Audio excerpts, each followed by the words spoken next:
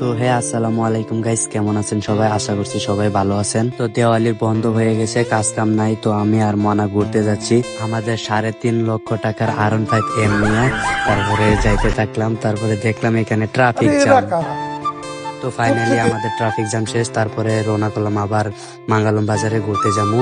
তারপর কথা না বলতে বলতে মাঙ্গালম বাজারে আইসা পড়লাম। আসতে না আসতে মনা বলতেছে এখানে নাকি সিগনেচার পাওয়া যায়, তো সিগনেচার নিবে ও। গাড়ি থেকে নেমে পড়লাম আমরা দুইজন, তারপর ও ক্যামেরার সামনে থেকে 5-7 মিনিট আছে, তারপর সিগনেচার দুইটা নিয়ে এখান থেকে চলে যাবো। আমরা ভাবলাম চুল কেটে আসি, চুল অনেক লম্বা লম্বা হয়ে যাচ্ছে, তাই এখান থেকে না গিয়ে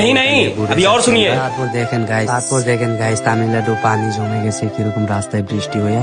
তারপর আমরা কি এখানে পার হইলাম অনেক কষ্ট করে। তারপর এখান দিয়ে যাচ্ছিলাম আমরা চুল কাটবো বলে সেলুনে।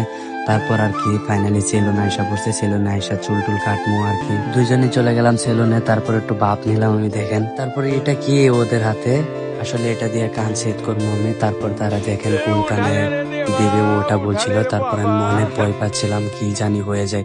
তারপরে আর কি ও দেখেন বেশ কিরকম লাগছে আমার, কি ভয় পেয়ে গেছিলাম। তারপর দেখি না কিচ্ছু হয় না, তো ব্যথা পাইনি আমি। তারপর আমার চুল কাটা শেষ, তারপর আমি দেখতেছি যে চুলগুলা ঠিক আছে না নাই, আর কিরকম ছাপড়ির মতন লাগছে।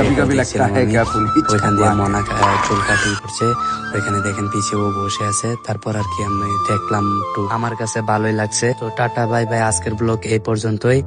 তো সবাই ভালো থাকবেন, সুস্থ থাকবেন, দেখা হচ্ছে নেক্সট ব্লগে।